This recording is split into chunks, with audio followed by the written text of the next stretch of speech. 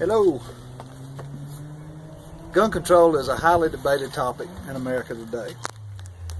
But envision the scene. You're on a family vacation with your spouse and small kids, and you're accosted by an assailant. At this very moment in time, how would you view gun control legislation? Would you rather be subject to rules that preclude you from owning a firearm and protecting your family, or would you rather have the option to choose to be a well-prepared and responsible gun owner? Do we really want to be disarmed as a people? Do we want the government determining what, if any, weapons we're allowed to have and what ammunition we're allowed to store for those weapons? Our founding fathers thought the right to bear arms was so important, they addressed the topic with its own amendment to our Constitution. Now that I've shared with you what we're going to talk about, let's look at some of the problems associated with strict gun control policies. The first of which is the constitutional aspect. As I mentioned before, the Second Amendment to the U.S. Constitution states that, quote, "A well-regulated militia being necessary to the security of a free state, the right of the people to keep and bear arms shall not be infringed." The only problem with the Second Amendment is the wording left in question exactly who does that amendment pertain to? Who does that rule pertain to? Does it pertain strictly to militias, or does it pertain to every citizen of the U.S.? According to the FindLaw website, in an article titled Second Amendment, U.S. Constitution, the Supreme Court, quote, "has now definitively held that the Second Amendment protects an individual's right to possess a firearm unconnected with service in a militia, and to use that weapon for traditionally lawful purpose such as self-defense in the home." So that answers the question that that amendment extends that right to every citizen, every law-abiding citizen. The next aspect we'll look at is the traditional aspect. Firearms have been a part of the American landscape since the country's inception. We've used them to hunt food, to protect our homes from intruders, perhaps most importantly, to protect ourselves from the potential abuses of a government left unchecked by its people.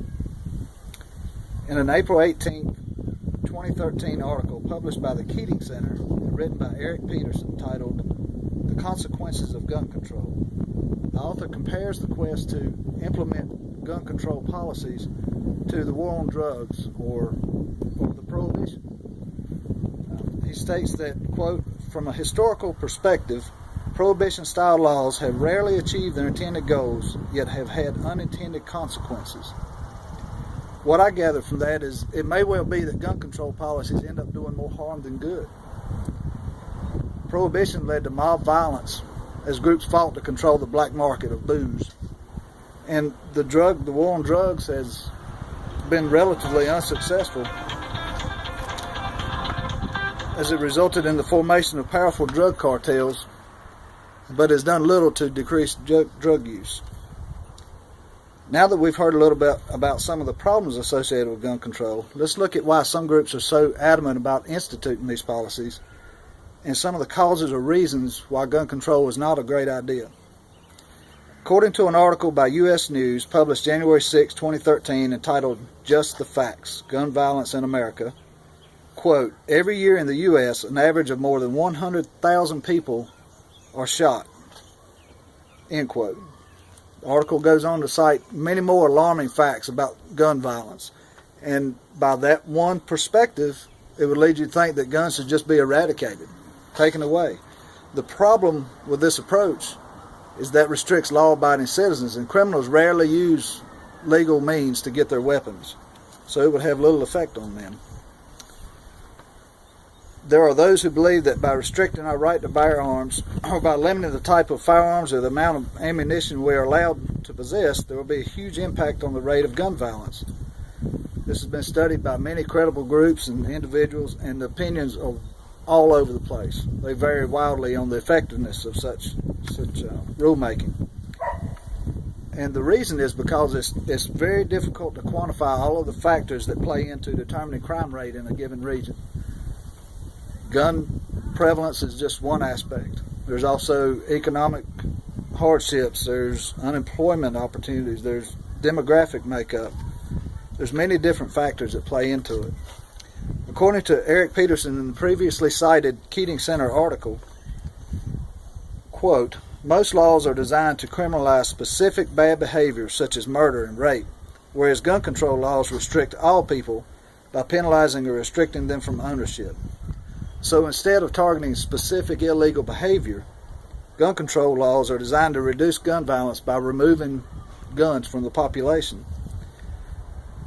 And there again, the issue with that is criminals will rarely use a legal avenue to get their weapons.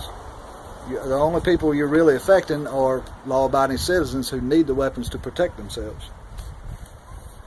And it seems like every time there's a mass shooting, which are tragedies, like the theater shootings in Colorado or the Newtown, Connecticut school shootings, there seems to be a huge upswell in the push for gun restrictions.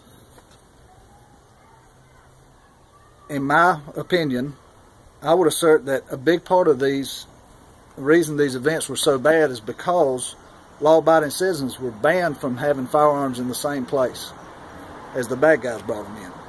Had there been the possibility that every theater goer or every school official could have been carrying a weapon, that could have played into their decision to attack those places. If they thought that somebody would be there to fight back, they may have not chosen that route. Venues were likely chosen because it's known the victims would be defenseless. They had no chance to defend themselves. Daniel D. Posby, in an article written in The Atlantic magazine titled The False Promise of Gun Control, stated succinctly that, quote, guns don't increase national rates of crime and violence, but the continued proliferation of gun control laws almost certainly does. The author goes on to say, quote, gun control laws don't work. What is worse, they act perversely. While legitimate users of firearms encounter intense regulation, scrutiny, and bureaucratic control, illicit markets easily adapt to whatever difficulties a free society throws in their way. Also, efforts to curtail the supply of firearms inflict collateral damage on freedom and privacy interests that have long been considered central to American public life. End quote.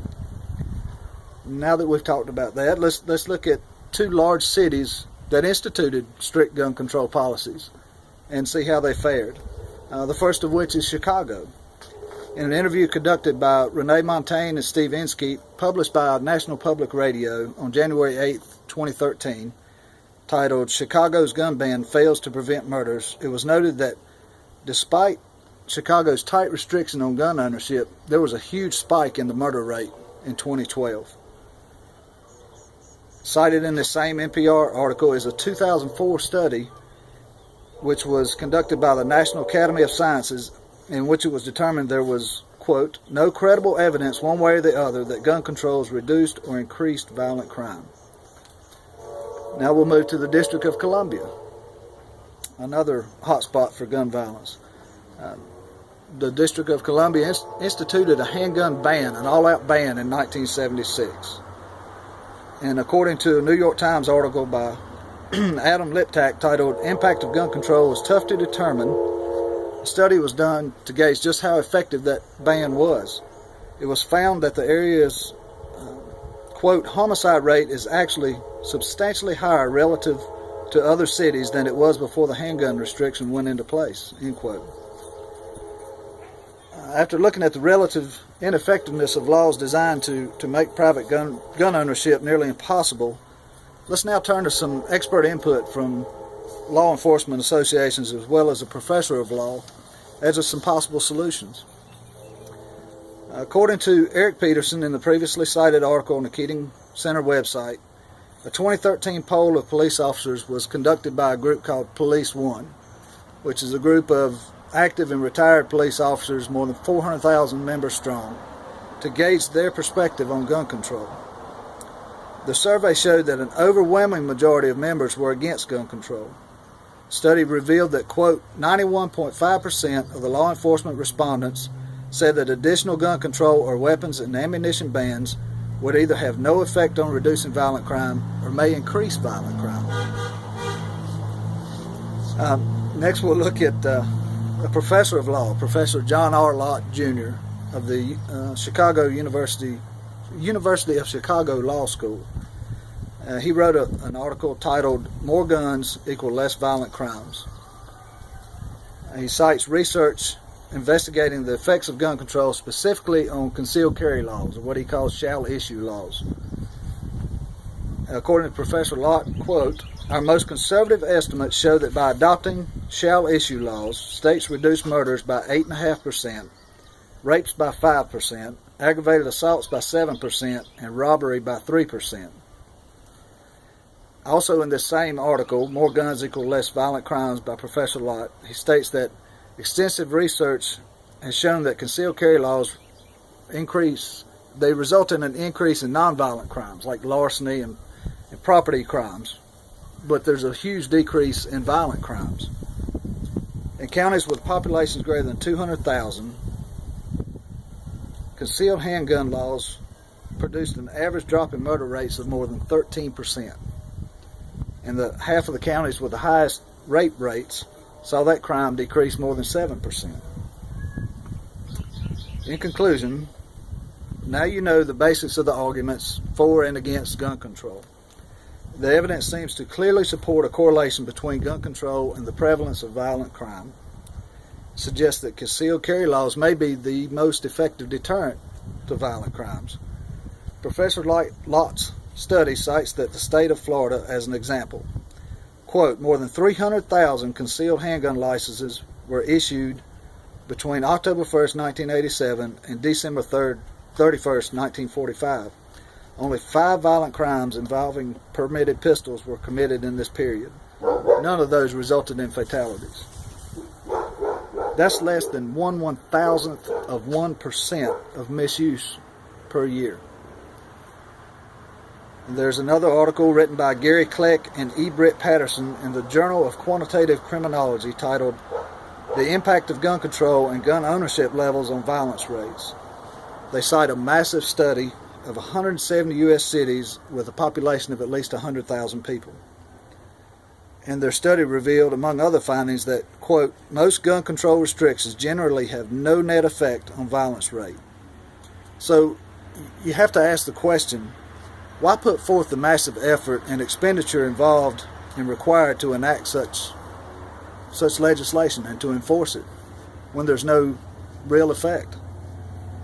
If we are to continue and to enjoy the right to bear arms, we must protect that right.